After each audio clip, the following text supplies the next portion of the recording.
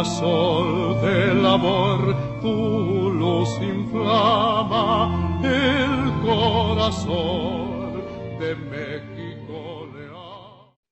Envíanos en esta noche tu Espíritu Santo por medio de tu Hijo Jesucristo, para que nos ilumine y nos ayude a comprender mejor tu palabra, tu propósito acerca de nuestras vidas. Y que esa luz que tú nos concedes se convierta en fuerza que nos haga participar activamente en la vida de la iglesia. Ayúdanos, Señor, a compartir con los demás las riquezas que recibimos de ti. Por Cristo nuestro Señor. Amén. Amén. Bien, antes quiero felicitar a Una Voce por esta iniciativa de organizar este curso que hemos llamado Para una fe más consciente y viva, basado en la liturgia tradicional o en el rito extraordinario, como se llama. Y quiero felicitar también a la comunidad del rito extraordinario, porque he tenido y tengo actualmente otras comunidades que me han llenado de satisfacción, me encantan, me fortalecen, me motivan, me ayudan a vivir mi vida sacerdotal, a vivir mi vida cristiana con ustedes. Pero también quiero decir que esta comunidad del rito extraordinario tiene algo especial.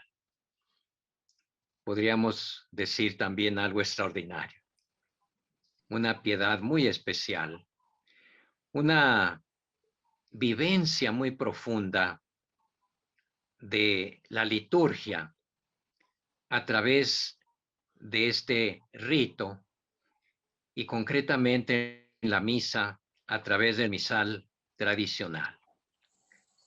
Es una comunidad que me motiva, me ayuda a vivir yo también intensamente el misterio de la Eucaristía, el santo sacrificio de la misa. Quiero felicitarlos pues y darles las gracias y también por haber organizado, como dije, este curso. Esta participación mía hoy es solamente una introducción al curso. Una introducción basada en las mismas palabras con que comienza el curso o el programa del curso.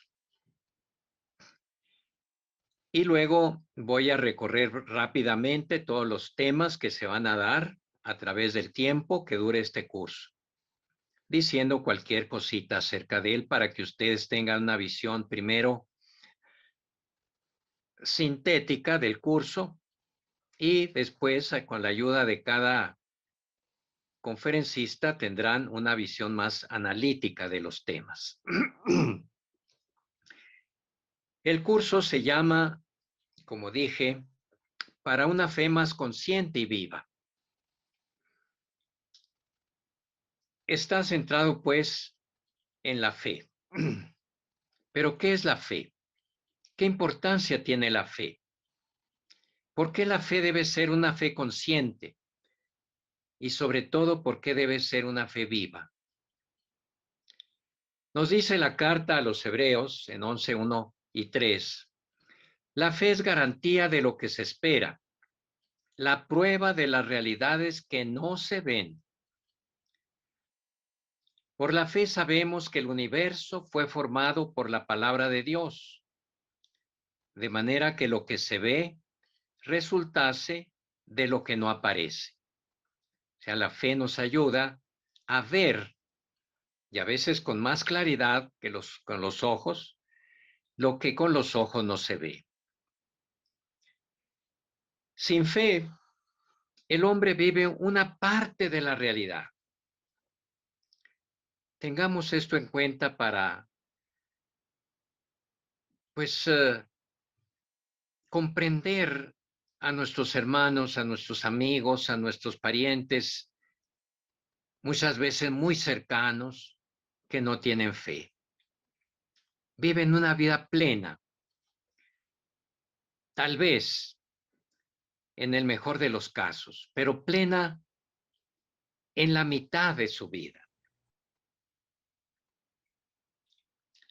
Es decir, una vida centrada solamente en lo que se ve y se toca, lo que se percibe con los sentidos y con la razón. La razón se alimenta de lo que los sentidos le proveen. La fe, por otra parte, a diferencia de la razón, nos hace captar esa otra realidad que también nos pertenece y que es incluso más importante porque es la definitiva. ¿Cuál es esa realidad? Sobre todo Dios, su relación con nosotros, su designio salvador. Sin fe, dice la carta a los Hebreos, es imposible salvarse. ¿Por qué? Porque el hombre no se puede salvar solo, a sí mismo. Y por lo tanto, ni con ayuda de otros hombres, por muy poderosos que sean. Es la fe la que nos abre ese camino de salvación que los hombres a veces de una manera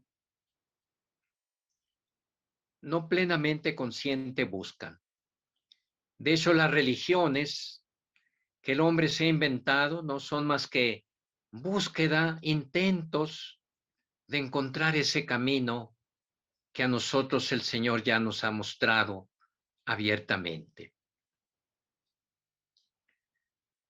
Podemos decir que solo por el reconocimiento y valoración de la razón y la fe, entre la razón y la fe, el hombre es un ser completo. Ya lo decía el Papa Juan Pablo II en su bellísima encíclica Razón y Fe. El hombre es como un pájaro que vuela con dos alas, la razón por un lado y la fe por otro. Con la pura razón el hombre, como el pájaro, da vueltas sobre sí mismo y no sale de sí. Pero también la razón necesita apoyarse en la fe. No viene de la razón. La fe necesita apoyarse en la razón. No porque provenga de la razón, proviene de Dios, es un don de Dios, pero dado a seres racionales. Sin la razón, la pura fe se convierte en superstición o en fanatismo. Entonces tenemos allí la razón y la fe. Necesarias las dos para ser un hombre completo. Hay gente muy preparada, indudablemente, sabios, científicos, grandes técnicos, que no tienen fe. Han desarrollado maravillosamente esa mitad de su ser, pero no la otra mitad. La fe no puede ser inconsciente, porque decíamos el título de nuestro curso es para una fe más consciente. Dice más consciente, no para una fe consciente. La fe siempre es consciente, siempre sabemos que tenemos fe, pero sí la podemos acrecentar o hacernos más conscientes de ella para poder valorarla mejor y fortalecerla, profundizarla, aumentarla. Dice, para una fe más consciente y viva, la fe debe ser vivida, impregnar todo nuestro ser, nuestra actividad y nuestra vida. La fe en Jesucristo en unión con Jesucristo es una nueva manera de ser, la manera de ser de Cristo. La fe auténtica, la fe cristiana, se tiene que traducir en vida, en una forma, en un estilo de vida. ¿Y cuál es ese estilo de vida? El de Cristo. Por eso el cristiano es otro Cristo. Por el bautismo se ha configurado, amasado, podríamos decir, con Cristo. El que ha llegado a expresarlo de una manera más profunda y más hermosa es San Pablo. Ya no vivo yo, es Cristo quien vive en mí. Y vivo de la fe en el Hijo de Dios, que me amó y murió por mí. Todo cristiano debería poder decir eso. Ya no vivo yo. Pero de hecho, los santos, los que llamamos santos, y los más conocidos son los canonizados, porque precisamente por su canonización se ponen al alcance de todo su vida. Eso es lo que han hecho, ir avanzando, ir creciendo en la configuración con Jesucristo. Por lo tanto, es una incongruencia tener fe en Dios, en Cristo, y no vivir de acuerdo con esa fe. San Juan dice, eso es una mentira. El que dice yo creo en Cristo y no ama a su prójimo es un mentiroso. Así lo dice abiertamente. Y según Santiago, esa fe que no se actúa, que no se vive, está muerta. San Pablo dice también en su carta a los Gálatas, la fe actúa por la caridad. La fe actúa por la caridad. Tiene que realizarse, expresarse por medio del amor. Nuestro curso tiene este subtítulo: Curso de formación doctrinal, litúrgica y espiritual basada en el rito extraordinario. El rito extraordinario, o tradicional, o tridentino, o como quieran llamarle, su nombre actual oficial es rito extraordinario, para hacer ver que no es un rito diferente al rito ordinario, sino que es una modalidad, una forma diferente al rito ordinario, que es el más extendido, el más usado, pero este tiene la preeminencia de ser el primero. Es un tesoro extraordinario que aclara, fija y fortalece nuestra fe de una manera muy segura. Cuando yo los felicitaba al inicio de esta plática, me refería mucho a eso.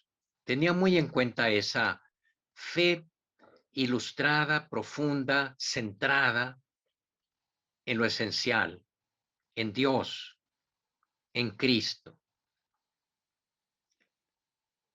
El mismo rito extraordinario en sí es profundamente teocéntrico y cristocéntrico.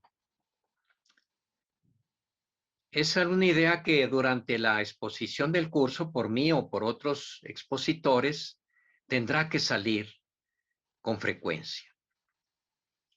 Si algo tiene este rito es que es centrado en Cristo. A diferencia de la tendencia, no de la naturaleza del otro forma del rito, sería injusto acusarlo de ser antropocéntrico en sí mismo, pero tiende por su forma, por sus formas, a darnos a entender, a hacernos creer que es el hombre el centro. En el rito extraordinario se acumulan siglos de doctrina, de espiritualidad y de vida de la Iglesia. Para esto quiero citar al Papa Benedicto XVI en su carta apostólica muy conocida de ustedes, Summorum Pontificum, porque es la que abrió las puertas, le dio carta, le renovó, digamos, la carta de ciudadanía de este rito a la Iglesia, de manera de hacerlo plenamente legítimo. Bueno, allí dice, desde tiempo inmemorial y también para el futuro, es necesario mantener el principio según el cual cada iglesia particular debe concordar con la Iglesia universal, no solo en cuanto a la doctrina de la fe y los signos sacramentales, sino también en cuanto a los usos universales aceptados por la tradición apostólica y continua. O sea, todas las iglesias unidas en la Iglesia universal, que no son cismáticas o heréticas, deben concordar en la misma doctrina, en la misma fe, y por lo tanto, adelanto, en la misma moral. Estos han de observarse no solo para evitar errores, sino también, fíjense bien, para transmitir la integridad de la fe y para que la ley de la oración de la Iglesia se corresponda a su ley de la fe. Aquí se refiere el Papa Benedicto al famoso apotegma lex orandi, lex credendi, que podríamos traducir así: la liturgia oficial, o sea, la ley, liturgia orandi, oficial lex, expresa la doctrina verdadera. La liturgia oficial expresa la doctrina verdadera, como que la recoge, la fija y la asegura. También dice el Papa, la Sagrada Liturgia, celebrada según el uso romano tradicional, no solamente enriqueció la fe y la piedad, sino también la cultura de muchas poblaciones. Me gusta recordar a mí que aquí en Chihuahua es muy probablemente la primera misa se celebró allá por 1565 más o menos. 1560. ¿Y saben dónde? En Casas Grandes. Sería largo, no muy largo, pero sería salirme del tema.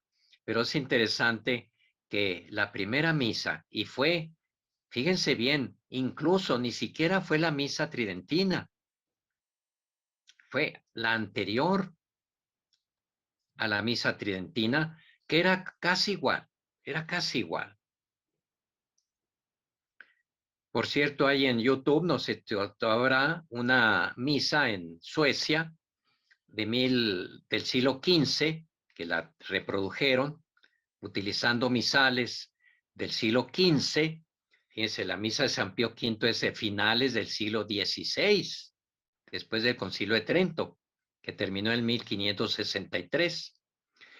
Bien, pues un siglo antes, o más de un siglo antes, esta misa la reproducen en Suecia y prácticamente es igual que la tridentina.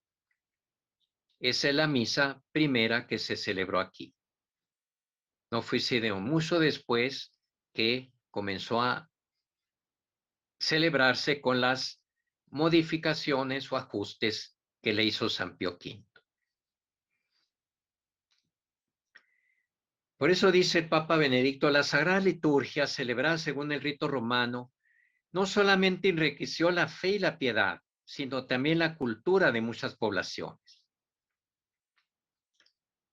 O sea, el vocabulario, el sentimiento, la fe, las frases, oraciones litúrgicas, las expresiones vivas de la liturgia, formaban parte de la cultura de la gente.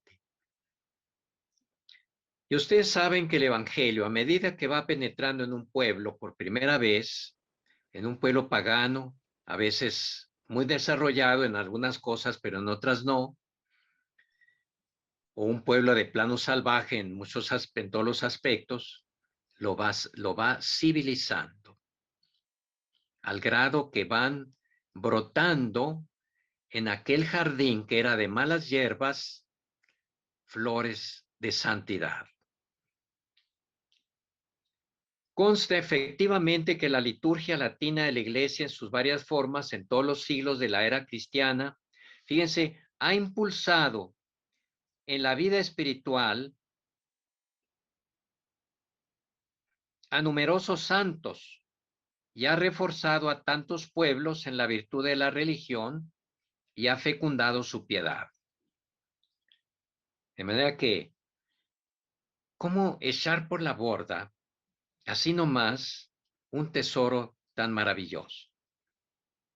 El hecho de rescatar, de vivir, de saborear esta misa, nos hace experimentar de una manera muy especial ese dogma tan hermoso que está en el credo de los apóstoles, la comunión de los santos.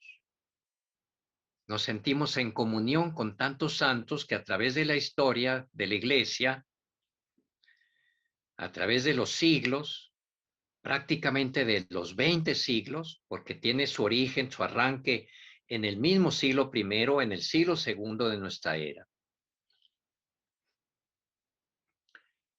Ahora bien, ¿qué relación hay entre la liturgia y la fe cristiana que profesamos? De la misma manera que hay una relación estrecha entre la fe y la moral, ustedes lo captan eso muy bien. Si tenemos una fe correcta, tendremos una moral correcta en cuanto a principios. Ya que uno la viva o no la viva, pues es otra cosa. Pero no puede uno excusarse, decir yo no sabía. Hay una relación directa entre la fe correcta y la moral, o lo que se llama entre la ortodoxia y la ortopraxis. La ortodoxia, la doctrina recta, y la ortopraxis, la vida o el actuar o el comportamiento recto. Hoy algunos quieren ningunear la ortodoxia, como si la verdad no importara. Y dicen, lo importante es amar, lo importante es hacer el bien. Pero ¿cómo vamos a saber cuál es el bien y el mal que hay que hacer si no sabemos, si no tenemos una fe, una doctrina correcta? Ven cómo no se puede prescindir de una fe correcta para tener una moral correcta. Un ejemplo está en esos partidos políticos de México que, siguiendo solamente su propia mentalidad o criterio, quieren defender a la mujer y por lo tanto, si no quiere tener al hijo que lleva en las entrañas, lo puede suprimir. ¿Qué falla allí? Falla la moral, ¿pero por qué? Porque falla la fe. Bien, pues así como hay entre la fe y la moral una relación muy estrecha, también lo hay entre la liturgia y la fe. Como ya decía, lex orandi, lex credenti. La liturgia deriva del dogma y conduce a él. O sea, se alimenta del dogma, de la doctrina, de la predicación de Cristo, de la revelación divina. Pero al mismo tiempo nos conduce otra vez, porque traduce en gestos y palabras lo que la fe nos dice, lo que la doctrina nos enseña. Pero no tiene como fin principal el dogma. La liturgia, alimentada del dogma, tiene como fin un fin más alto, el de elevar el alma a pensar en Dios, a adorar a Dios, a obrar en Dios como se debe. Algunos dicen que la liturgia tiene un fin didáctico que nos enseña la fe a través de sus fórmulas, a través de la lectura misma de la Sagrada Escritura, de la predicación, etcétera. Sí, podemos decir tiene un fin didáctico, pero es secundario. El fin principal de la liturgia no es el de una clase de catecismo o una clase de teología o una conferencia doctrinal. Es una alabanza, una adoración a Dios. Claro que esa adoración a Dios tiene que hacerse con formas correctas, provistas por la doctrina correcta, por la ortodoxia. De aquí que el dogma, a través de la liturgia, engendra la espiritualidad, que no es otra cosa que vivir y obrar según el Espíritu, como dice San Pablo en su carta a los Gálatas. Vivir según el Espíritu. Queda, sin embargo, claro que el dogma es el dogma el que determina la moral y la liturgia, es el que les da consistencia y seguridad. Pero luego, tanto la moral como la liturgia expresan y hacen vida al dogma, para que no se quede acá en la mente, en la inteligencia, sino que baje a la vida por medio de la moral o a la alabanza a Dios y a la unión con Dios por medio de la liturgia. Teniendo esto en cuenta, nuestro curso está orientado a que cada participante reafirme el conocimiento ortodoxo de su fe católica y la práctica de una auténtica espiritualidad, mediante un mejor conocimiento y una mejor vivencia de esta venerable liturgia tridentina. Mientras más se viva, se medite, se prepare, se zambulla, se sumerge en ella, su fe se fortalece, se purifica, ¿verdad? Se purifica. Por eso nuestro curso comprende 3 ciclos. Formación litúrgica, que es la liturgia, de dónde viene la liturgia, la historia de la liturgia, concretamente de la liturgia de la que estamos hablando.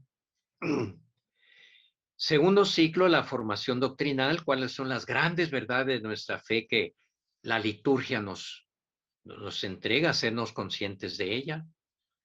Y finalmente, la formación espiritual, cómo hacer que la liturgia sea la fuente de una vida espiritual más intensa, más profunda, más pura, ¿verdad?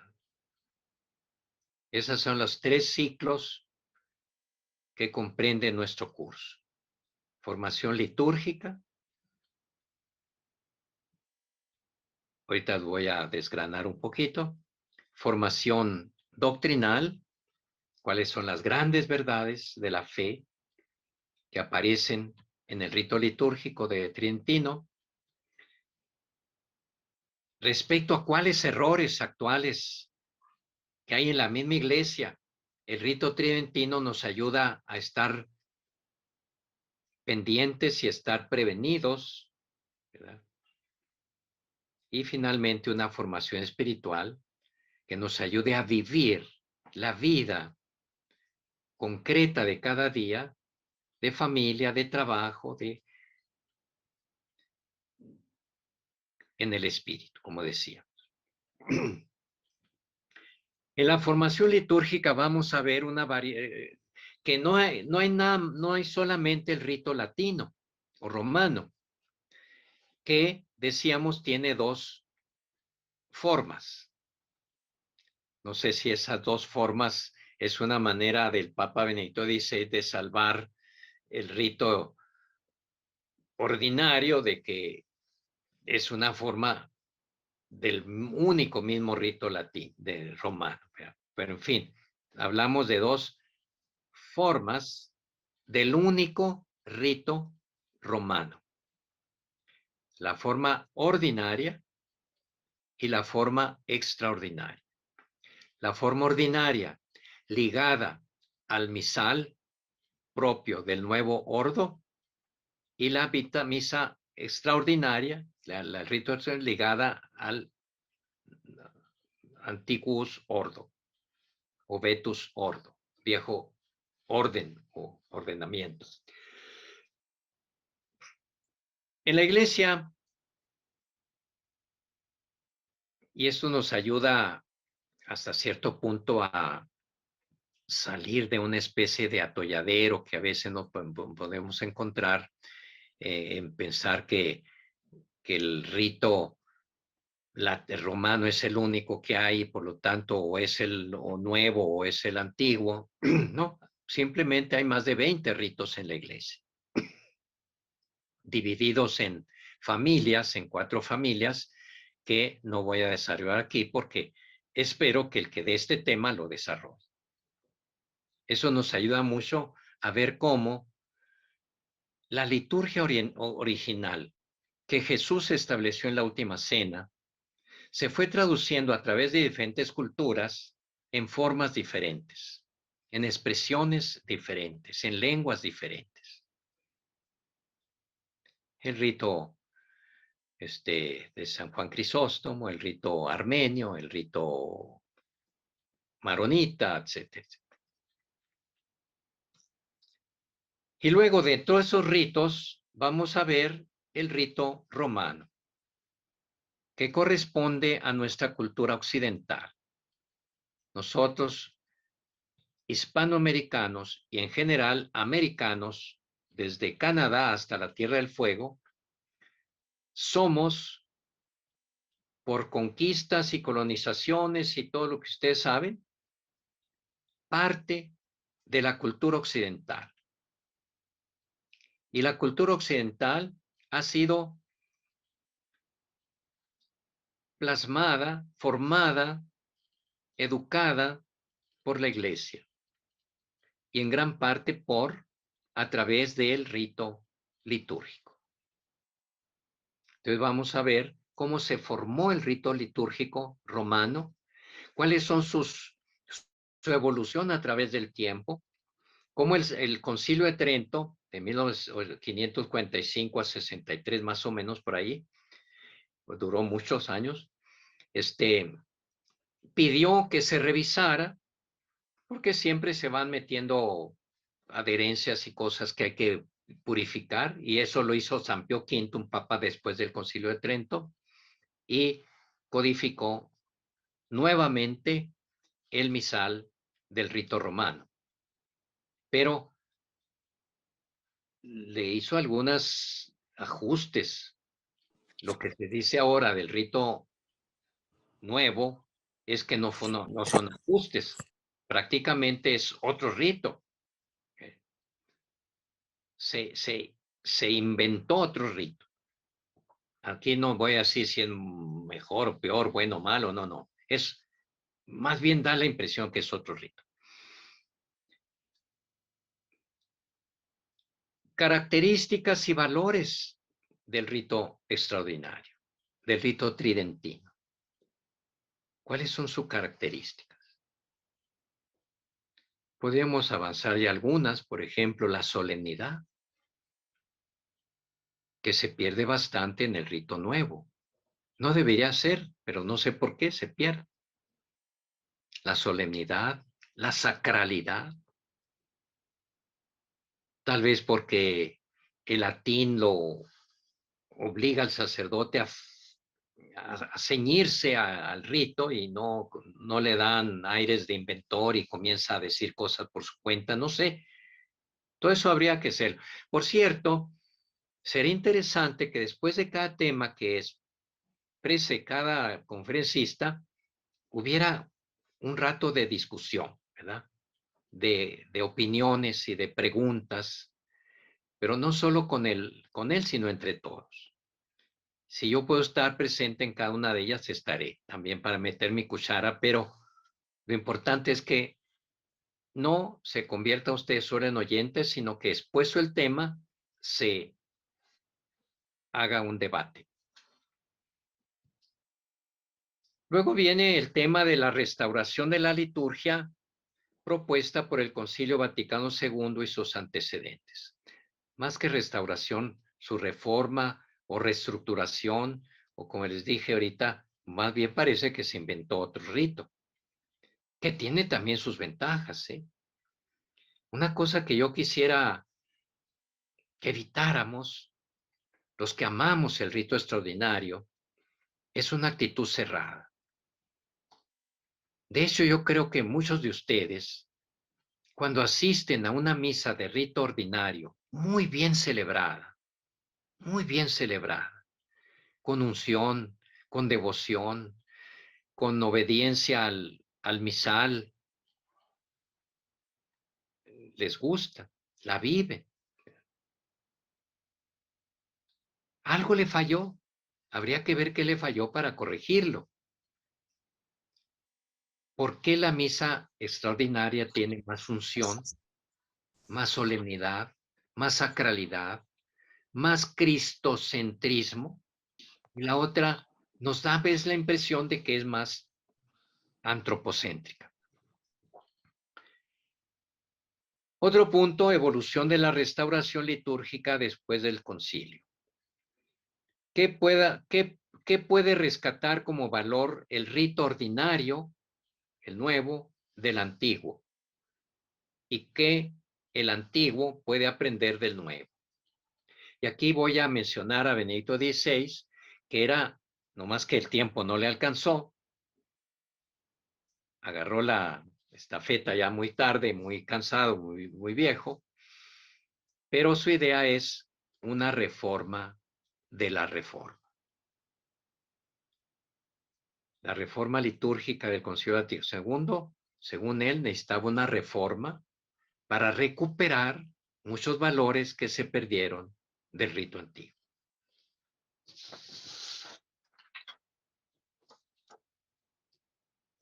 Formación doctrinal.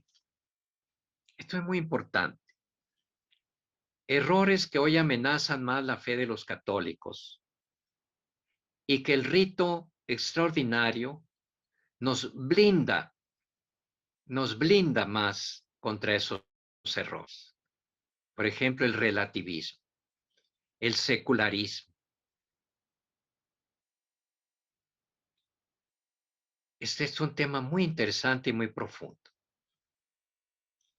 El rito extraordinario nos blinda más, nos blinda, nos protege, pone un cerco de protección más fuerte que el rito ordinario contra esos graves peligros que hoy amenazan la fe de los católicos. Y junto con eso, ¿cuáles son las grandes verdades fundamentales que se nos transmiten a través del rito extraordinario? ¿Cómo viviendo ese rito uno se mantiene en la fe de siempre? Porque son verdades recalcadas, remachadas continuamente por el rito. La supremacía de Dios, el sacrificio de Cristo, la presencia real de Cristo en la Eucaristía y en nuestras vidas. ¿El otro rito no lo tiene? Sí, sí lo tiene. Pero en el rito extraordinario eso se subraya con más fuerza. Finalmente, la tercera parte es la formación espiritual. ¿Qué elementos aporta el rito extraordinario para una espiritualidad cristiana sólida? Tiene mucho que ver con lo que decíamos de la doctrina. Si la doctrina es sólida, si uno cree, es ortodoxo, es firme en su fe, su espiritualidad va a ser eso, firme, ortodoxa. ¿Qué aportes del rito extraordinario para una mejor vivencia de la moral cristiana? O sea que, repito, el rito extraordinario como que blinda, protege, refuerza, rodea con un cerco muy macizo las grandes verdades de la fe y las grandes prácticas de la espiritualidad cristiana. simplemente al retomar, al no despreciar, como se hace actualmente, ciertas prácticas tradicionales como son el ayuno, la oración, la meditación, la adoración al Santísimo. Pero que el otro rito no lo tiene. Sí lo tiene, pero está desfuerzado. Algo tiene y algún remedio debe tener para que la fe no se diluya y se evapore como se está evaporando en mucha gente.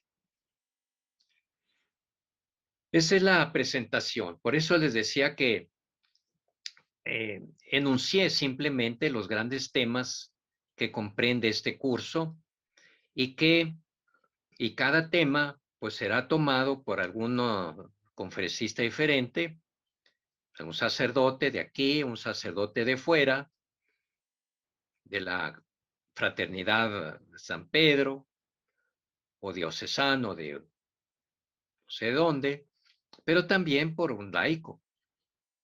Algunos de ustedes están preparados y capacitados para tomar en sus manos alguno de estos temas. Lo pueden preparar bien, yo los puedo asesorar, otro padre los puede asesorar para preparar muy bien este tema y sería una aventura muy bonita el que lo hiciera. Bien, yo termino. Además tengo ahorita otra junta, pero antes quisiera ver si hay alguna pregunta, alguna duda y que Juan Carlos pues nos ayude también a resolverlas.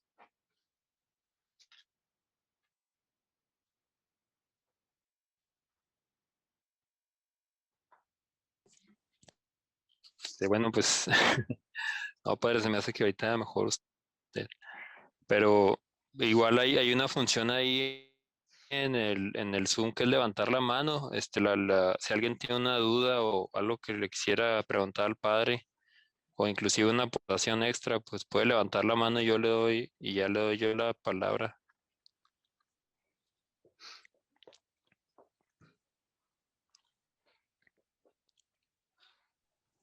O pueden activar su micrófono Micrófono.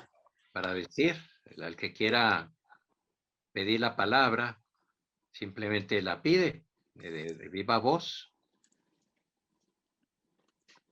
Yo sí quisiera, Padre Dizan, antes que nada agradecerle y agradecerles a quienes pues van a darnos toda esta valiosa información, porque pienso yo que es muy importante conocer todo esto, porque a veces escuchamos, ¿verdad?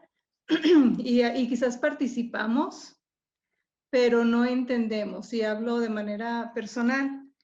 Yo la verdad, cuando me enteré de esta plática, me llamó mucho la atención porque se me hace muy importante como laica, poder, déjeme, pongo nada más el video, ok, aquí, poder comprender, sobre todo, como ya le he platicado a usted hace mucho tiempo, yo todo esto lo viví desde chica, con mi tío, y no comprendía, porque pues bueno, no se nos explicaba, ¿no? Y no comprendía nada de eso. Pero ahorita que usted, tanto como los demás sacerdotes o el laico, ¿verdad? Que, que nos vaya a hacer este favor, pues es algo muy grande que siento que está pasando y que es muy necesario en nuestra iglesia para poder nosotros realmente vivir, como usted decía hace rato, nuestra fe. Esa fe que a veces creemos tenemos, ¿verdad? Pero que está pues poco sólida. Y yo sí creo que aunque a veces no se entiende, se vive algo diferente. No comprende uno qué está pasando, ¿verdad? Le digo pues en lo personal, pero más que nada esto, siento que se nos van a abrir los ojos en muchas cosas y como bien dijo usted, no es que uno sea bueno, no es que otro sea malo, pero simplemente el Señor yo creo que toca corazón y toca la fe porque es algo que nuestra iglesia necesita siempre, pero sobre todo en este tiempo, ¿verdad? Pues nada más eso, agradecerle. Muy bien, pues nos seguiremos viendo aquí y también aparte, a título personal, estoy a tus órdenes. Muchas gracias, padre. Padre, yo solo tengo una pregunta rápida. Yo que he estado casi desde que empezó la misa aquí en Chihuahua, quería preguntarle cómo ha sido tu experiencia al celebrar la misa, porque recuerdo las primeras homilías que dijo cuando inició lo de la misa, y pues creo que usted como que era muy, no sé, siento que pues ha habido un cambio en usted respecto a la misa tradicional, como que bueno, yo lo he notado mucho en cómo se expresa de la misa ahora después de tantos años de celebrarla. No sé si usted sintió ese cambio y cómo fue que pasó. ¿Y tú cómo ves ese cambio? ¿En qué consiste? ¿O cómo lo Pues percibes? al principio yo siento que era como que era un poco más indiferente a la misa tradicional, era como que pues era solamente otra opción de las muchas que había, o bueno, dentro de la misa tradicional o la nueva. Pero ahora ya siento que pues ha cambiado un poco su forma de verla. No sé si sea verdad, si sea nada más mi percepción o si cambió algo en usted durante tantos años de oficiarla. Inclusive Bueno, cuando oficia la misa nueva, no estoy seguro si cambió algo. bueno, respecto a eso último que dices, es una experiencia compartida en todos los sacerdotes que celebramos la misa tridentina, que esta nos ayuda ayuda a celebrar con mucha más devoción, con mucho más cuidado, la misa del Novus Ordo. Eso es una constante, una experiencia que compartimos todos los sacerdotes. A cualquiera que le preguntes que celebre los dos ritos o las dos formas, porque no todas las celebran, vas a oír que nos ayuda mucho a celebrar mejor la misa nueva. En cuanto a lo primero que dices, pues es natural, así como me ven de viejo, yo nunca celebré de sacerdote desde mis primeras misas, la misa tradicional. Ustedes podrían decir, pues le tocó celebrar la misa tradicional y luego cambió a la otra. No, yo cuando me ordené ya estaba la misa nueva. Me ordené en 1969 y la misa era ya esta misa nueva. De manera que ahora viejo, aprendo a celebrar en este otro rito. Afortunadamente sabía latín, por lo menos leerlo. Eh, y pues hay en un aprendizaje una cierta nerviosismo, torpeza, eh, más atención a las rúbricas que al fondo de la celebración, etcétera. Pero poco a poco, a medida que se va acostumbrando uno y haciendo más experto, se va centrando, como que las formas ya salen espontáneas sin pensar en ellas, y entonces ya uno se fija más bien en lo que está haciendo, en lo que está haciendo de fondo. No es si hay que moverse para acá, hay que moverse para acá, hay que subir, hay que hincarse, ¿no? Eso, cuando se está aprendiendo, se distrae de lo esencial. De manera que ya después, pues he estado disfrutando y disfruto muchísimo la misa en lo esencial, repito, ya no tanto estarme fijando en las rúbricas. Y realmente, pues es una misa hermosa, es una misa que, como dije en mi exposición anterior, tiene unos valores muy grandes. Subraya con más fuerza la presencia real a través de signos, subraya con más fuerza que la otra a través de signos el sacrificio, el aspecto sacrificial de la misa.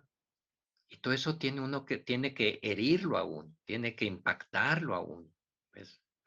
Entonces sí es cierto, tal vez tengas razón en que a los ojos de ustedes que están viendo, como que me están viendo, pues haya una evolución en mí y en tal vez en todos los sacerdotes que comenzamos a celebrar este rito hay una evolución a una mayor concentración, devoción, aprecio, vivencia de la misa, como se da, como creo que se da en mí, y claro que todavía falta muchísimo, ¿eh?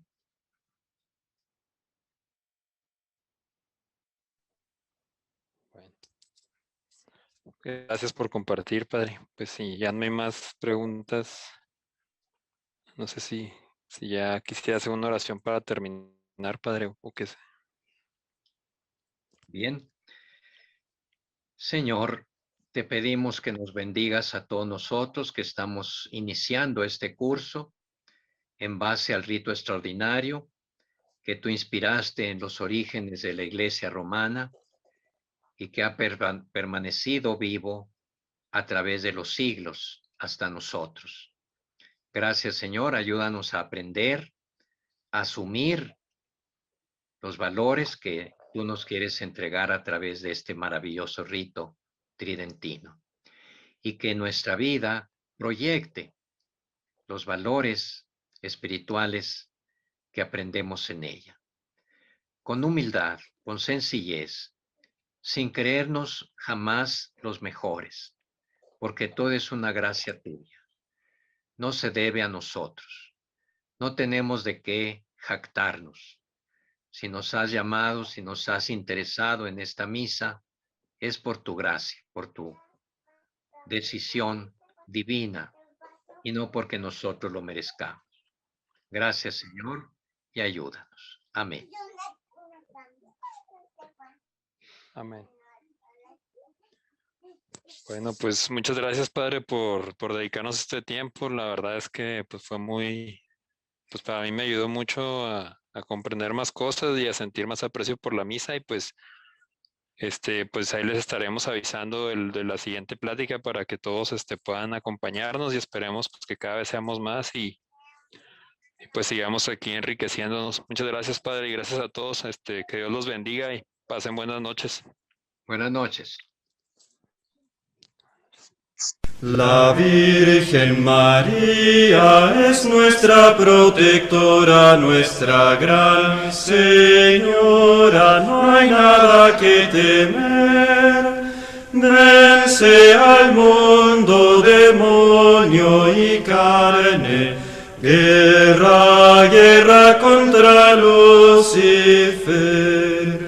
Vence al mundo, demonio y carne, guerra, guerra contra los